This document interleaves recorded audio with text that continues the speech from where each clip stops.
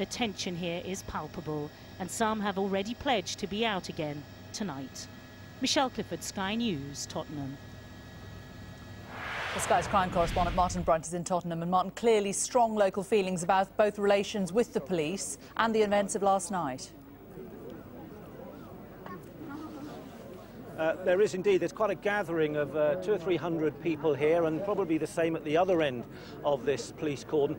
People have gathered for a number of reasons, but to assess the damage is a principal reason, but not just the damage physically, the damage to police-community relations. And I have with me two leading lights from the community here. The first, let me turn to Stafford. Stafford Scott, you're a leading member of the community. You were here last night and watched things develop. What's your view of why and how it happened?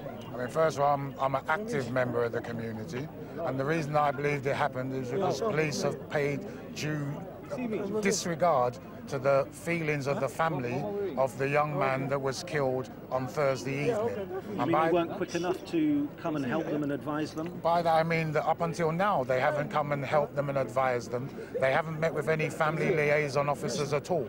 And we were absolutely disgusted by that. So we decided that we needed to come to Tottenham Police Station because they may not be aware that a murder had been committed. Because we know that if they were aware of a murder being committed, the process, their legislation, their guidelines says they have to set up and send out an FLO. And because they didn't, we came to the station.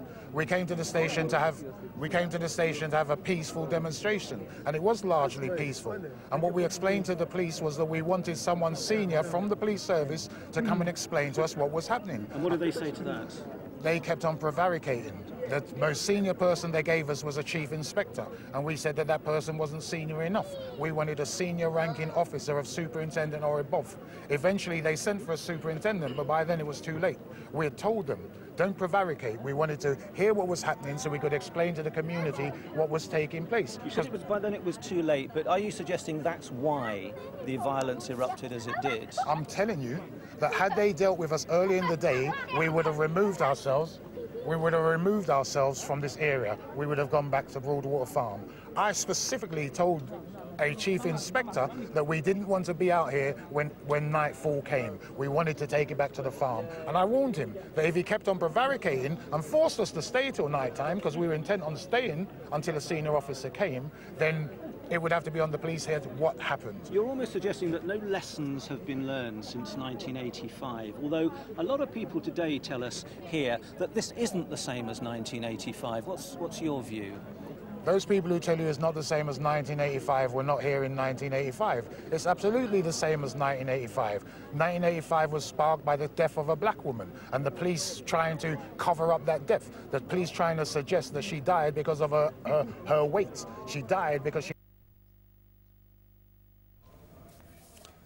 I'm afraid we have... Today, they're trying to cover up Mark's killing as well. We do not believe that Mark was bad enough or mad enough to come out of a car and want to shoot at armed police officers. Our evidence, our information is telling us that if the gun that was found there was actually found in a sock, meaning that it wasn't prepared for action. So we can't believe that anyone would think that they're going to shoot at somebody through a sock. It's absolute craziness. Those are the kind of answers you're asking for. Do you not accept, though, that sometimes it's difficult to be precise within 48 hours let me be about absolutely exactly clear. what happened? Let me be absolutely clear. This is the borough where we've seen the death of Mrs. Cynthia Jarrett, Joy Gardner and Roger Sylvester. Roger Sylvester's inquest took about 4 years to be held, so we know that nothing happens quickly. But by God, don't our parents deserve the same as any parents? No matter what people want to say Mark was, when we hear you talk about the army on TV or a death that's happening in Afghanistan, it always says that you're not going to name the person until their parents have been informed. In this case here, their parents are reading about everything in the newspaper. They're seeing it all on the media. Nobody from officialdom has gone to them and said to them, your child was killed on Ferry Lane. Nobody has done that. If that damage has been done, how do you repair that damage now? Because the great fear is that there'll be violent scenes again. tonight? What can be done in the next few hours? I do not believe that there's going to be any violent scenes here tonight. What happened yesterday was a combustion. It was just an outburst because people saw, spontaneous outburst, because people saw we'd been here for 4 hours. Women were leading the demonstration.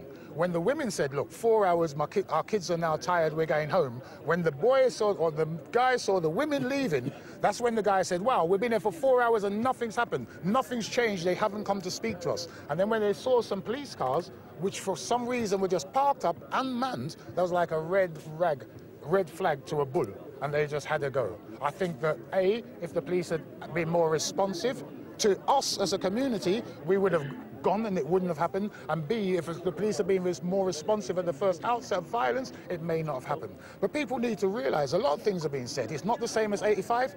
In this community, for these kids, everything is the same as 85. If you look at all the stats, they're all the same as 85. How often they get stopped and searched has actually gone up. Unemployment against young people has actually gone up since 85. Getting kicked out of school is the same or similarly higher since 85. Nothing has improved for the livelihoods of young black people who happen to find themselves growing up on estates like Broadwater Farm. Stafford Scott, thank you for the moment. I must bring in the Reverend Nims of Bungay.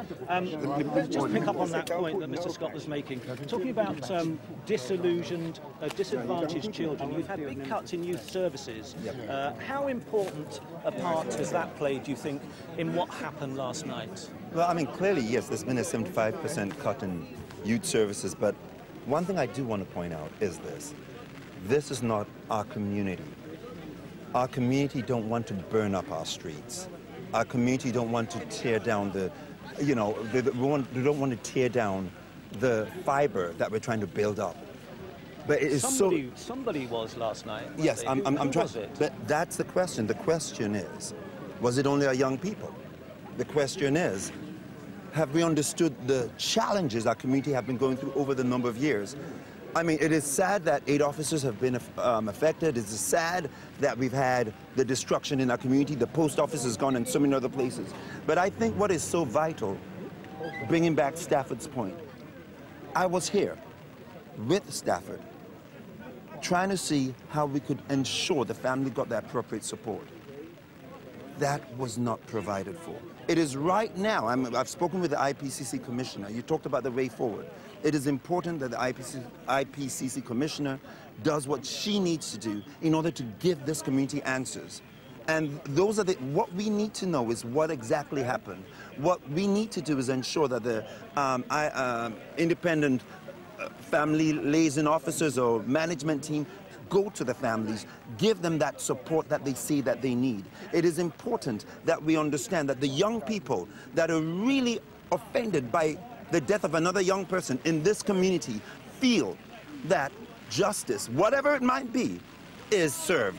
But everybody talks today about wanting justice. What exactly do they mean when they ask that? Are you saying truth. That the family... They want truth. The family's still not getting any support from the police? I was with the mother. And she said something to me. She said, how can I tell my children that their father has been killed? She said, I have not yet been able to tell my children that their father has been killed. That got to me. She is a mother of a 10-year-old and a 7-year-old. How can she tell them? Now, she needs support to get that message across. Okay. And so essentially, what we had was a lot of people who were quite upset. But one thing I will say, the family were not involved in the incident that happened, and that is they left this place. They were not involved in the incident that happened, and we've got to make sure that that message gets across. The family does not support the burning down of property. Okay, one final thought. We must wrap up shortly.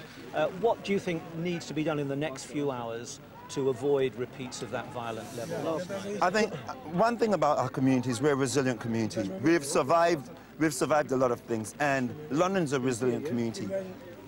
We have to think about rebuilding what already is a broken down experience for all of us. The police need to give reassuring messages. The IPCC needs to give a very strong reassuring message. And ultimately, what we need to do is stand there and be there for our community. And, it is going to... I can't promise, Stafford said it quite candidly, I can't promise that something may not still kick off. Because some people are still, there are some mischievous ones, I'm not going to deny that.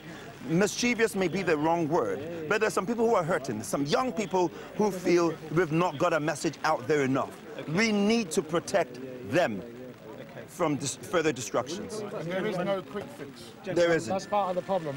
They keep on looking for a quick fix. There isn't one. They need to be hard on the causes of the frustration of these young people and give them some hope and aspirations for the future. Okay, gentlemen, thank you very much. Thank you. We must leave it there. Well, plenty to debate, and I'm sure the issues that the two gentlemen have just been talking about will be explored for the rest of today and for many days to come. Back to you.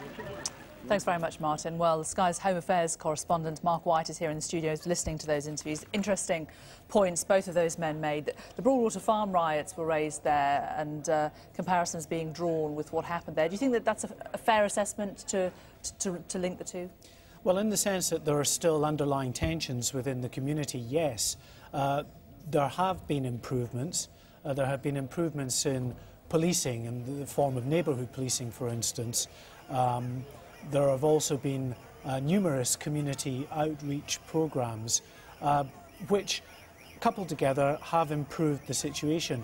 But what you've also had in recent years are some fairly high-profile, robust initiatives to tackle knife crime and gun crime within these communities.